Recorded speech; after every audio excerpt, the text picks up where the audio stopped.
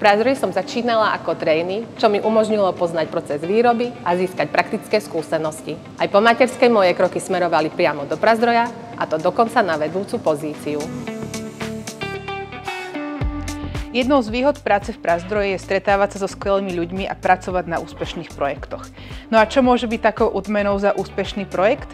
Cesta do Japonska mi umožnila spoznať novú kultúru, stretávať sa s ľuďmi takmer z celého sveta a nové skúsenosti ďalej uplatniť v mojej každodennej práci.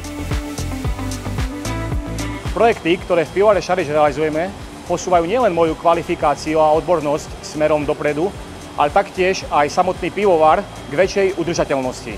Príkladom bude aj nová úpravňa vody, ktorá zníži environmentálne zaťaženie a tým prispiejeme k celkovej ochrane životného prostredia. Marketing, obchodné oddelenie, eventiaci, ale takisto technický servis.